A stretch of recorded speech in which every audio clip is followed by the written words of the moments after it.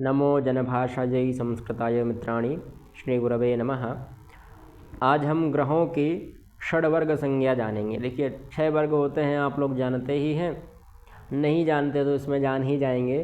तो वह जैसे गृहम होराजदृष्कानो नवभागो द्वादशांशकः और त्रिशांशाश्चेद षड्वर्गाः ते सौम्य ग्रहजा शुभः, ऐसा एक श्लोक मिलता है। तो उसमें बताया गया कि गृहम होरा दृष्कानो, गृह मतलब लग्न, वही यहाँ बता रहे हैं कि गृह होरा दृष्काना नवभागो द्वादशांशकस्त्रिंशः वर्गः प्रत्येतव्यो ग्रहस्य यो यस्य निर्दिष्टः।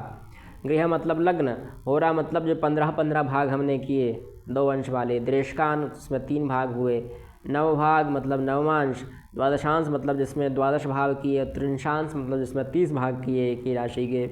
यह हो गए वर्ग। तो यह वर्ग कितने हो गए? तो एक हुआ होरा, दूसरा एक लग्न, दूसरा होरा, तीसरा दृष्कान, चौथा नवमांश, 5वां द्वादशांश, छठा त्रिंशांश। तो यह 6 वर्ग हो गए, इसलिए इनको षड्वर्ग कहा जाता है। वर्गः प्रत्येतव्यो ग्रहस्य यो यस्य निर्दिष्टः।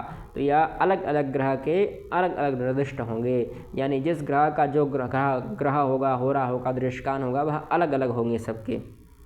ठीक है, सबकी अलग अलग षड्वर्ग संज्ञा होगी, है ना। जैसे कहते हैं ना कि सूर्य होरा में इस राशि में है, दृष्कान में इस राशि में है, सूर्य नवमांश में इस राशि में है, तो यह अलग अलग संज्ञा हो गई सूर्य की।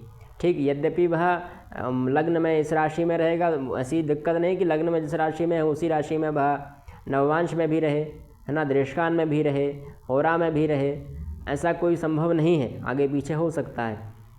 इसीलिए कहा कि वह उस ग्रह के होरा षड्वर्ग कहलाते हैं, वर्ग कहलाते हैं।